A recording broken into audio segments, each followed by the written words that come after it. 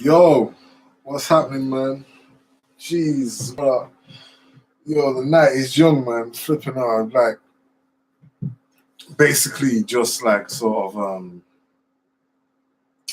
just been, you know, well, just concentrating on my necessities and stuff like that. Not like Yogi Bear or anything like that, but see, a lot of the time, just remembering memories, man. Back in my well, just in his space for 2 years, man.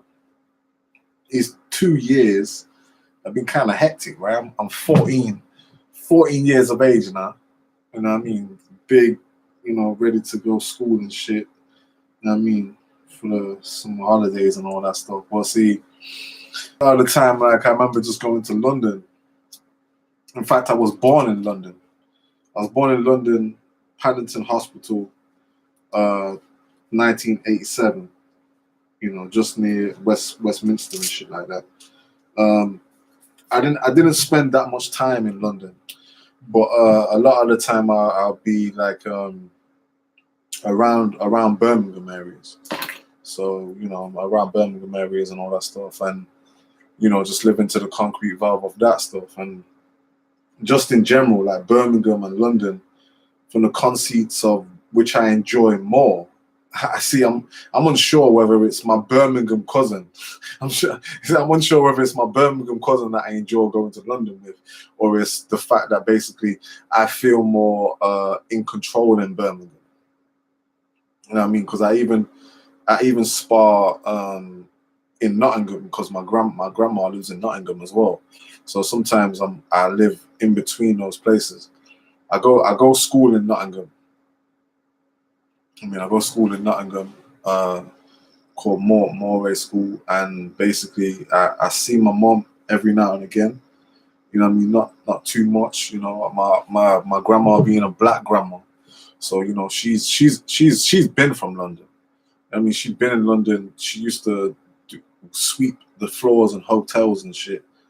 And she used to go to Jersey. She would go to Jersey, and she will basically just run away from Jamaica and shit, and then basically just keep sweeping the floors and shit. And then basically when my mom basically was diagnosed with an illness, she started suffering with depression and shit.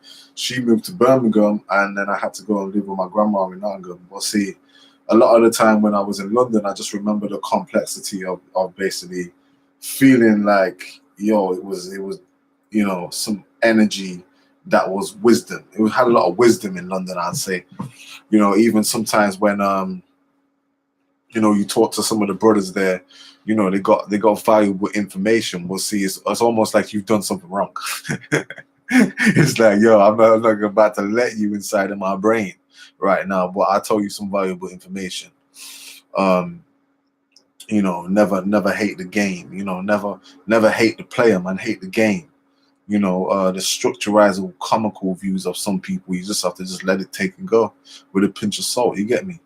So a lot of these women that say they're valuable women, they're not actually valuable women. You know what I mean? You got to really do your homework before you grease talk with some of these boundaries of people. But see, the whole fathom of, say, life in general is that you must put God, you know, at the top of things. Like I was saying before, man. Sometimes I struggle with the completion of, say, can I trust my friends? And see, a lot of the people from London, um, people who I interacted with from London, not a bit like Birmingham people. Birmingham people were more humorous with the situation because I got a lot of family in Birmingham, but I've got like a lot of connections with London people, and the London people used to just tell me like, yo, you see, when it comes to friends and it comes to girlfriends, you got to look at the aspects like, yo, if anything's gonna go down, you need that conversation with God first. You know what I'm saying? You need to find out about God so He can tell you, yo, all the things that you're worrying about, like, oh, your girlfriend cheating, or your friend gonna set you up. You know what I mean? It's like when you get that confirmation of God, which sometimes comes in a psychic sense. You know, you gotta be academic to sort of say, yo, who is it? You know what I mean? And you gotta do that nigga sign, yeah. Because it's like, yo, you can't just be stemmed back, because once you put the impact in there, it's hard for them to register themselves as they're gonna go onwards with a continuation of, say, confliction. Because I tell you something, right? In the art of war, right? In the art of war, it's basically who basically does the most damage. You understand me? So if you're applicable to sort of know that this person's going to try damage you, then your ability to not even give up at that stage, right? And also you've got the backing of the police, right? Mm. So if anything does go down, then you know to get that nigga fucked up. You know what I mean? And then once you get the confirmation of you caught this guy, right, and then he's arrested, then he's in prison, because all they need is a phone call to the police, and then they can say, yeah, it was him. I got the details, right? Because people sometimes think that the law is not connected to God, and those that read the Bible, like people who I infamous myself with, they'll tell you, man, the government are the God's angels. You know what I'm trying to say? So it's fortunate that you basically get tossed up inside of things. But see, like, God's not a control freak at the same time. And you learn that off the preachers. You know, even down to some of the preachers that passed into Nottingham sometimes, they were all from London. They all had like an African connection. So they were made tough. They were made tough. They knew that basically God had constructed himself for the world to see, laying Jesus down on the cross. You know what I'm trying to say? So we must become like the Son to inherit heaven.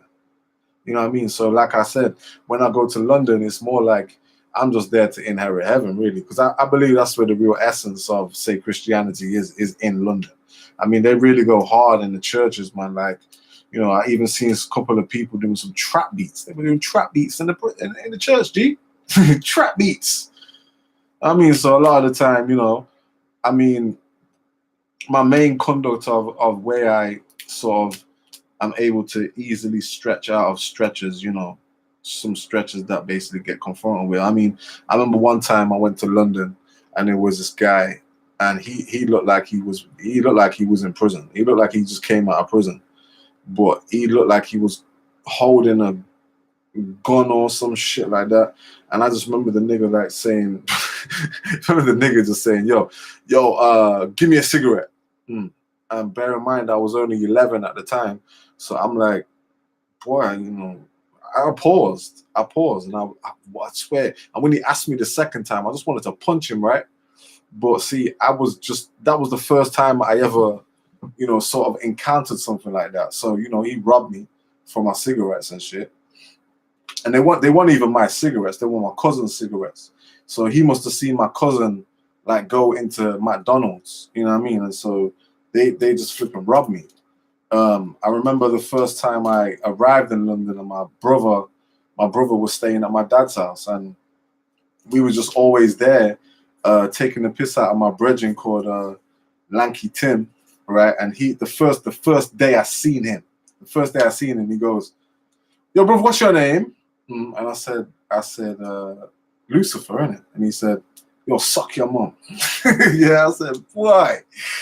And you know, like when you ain't got a response to the programming of the shit, I mean, you just like, oh, shut the fuck up, man. You know what I mean?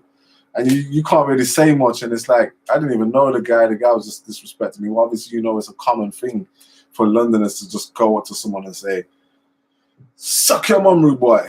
You know what I mean? So a lot of the time I was phased with the origin and culture of a lot of the bad shit, really. A lot of the gangster shit. We'll see. A lot of the time we went to places like Hammersmith and shit like that, and places like where there was parties and shit, and we'd just be in there just partying till like from 12 o'clock to about 5 o'clock in the morning, and it was like late at night and shit. You know what I mean? And we were just traveling across the roads and shit, and I see niggas there like screw facing, coming out of some Golf Volkswagen and shit. I say like, yo, these niggas on some Hercules flex for real, isn't it? But see, the funniest thing I ever seen was this guy. I was coming off the tube, right? And it was this guy with some Dr. Martens on, right? And he had like a big sort of dreadlock on his head.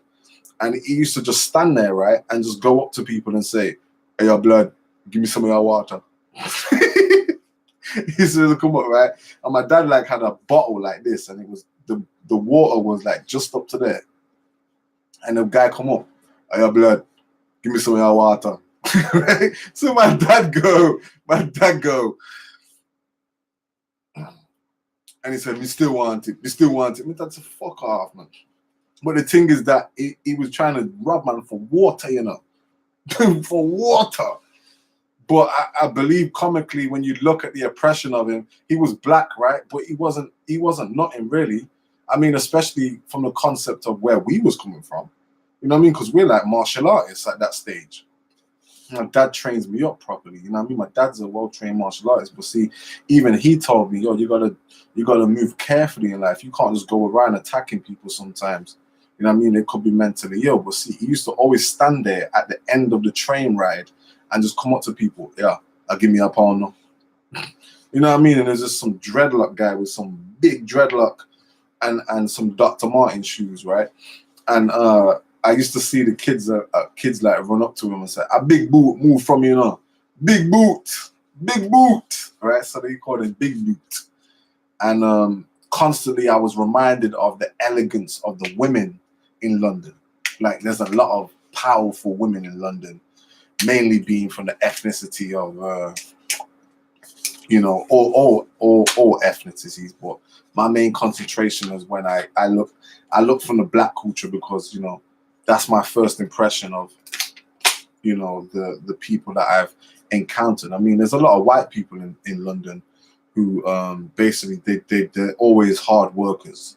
You know, a lot of these white people who own mechanical places and stuff like that, always down for a conversation, tell you some information about where to go for the next best thing and all that stuff. And, you know, they've always got some good deals. They've always got some, well, you know, so a lot of their deals that they run through are always bargainized and stuff like that. And see, a lot of the interaction or banter is from the perception of race, you know. So a lot of the time when I went to, you know, just the outskirts of, say, London, like Dartford and places like that, there would be parties there, and the parties used to be a bit dead, actually, to be honest. But then you would go further into Stratford, and the party would just be ram. The party just be ram. So I did enjoy going to Stratford a few times, and sometimes even, you know, just going to places like London Carnival, of course, you know, East Ham, you know, places like that. It was very educational, you know what I mean? And obviously, since the wave hit us from last summer, you know, being an incredible carnival once again, it's just phenomenal to see the growth of, say, London. Because I used to look back at the pictures of when the prime ministers used to be in control, and basically the scenery just looks like the same places in Nottingham. Like, you know, the old school photos, like just boring streets. But now they got the big wheel, they got the Millennium Dome, they got all kinds of shit going off, right? But see, it's never been to the point like where I've been contradictorily conflicted by the fear of London.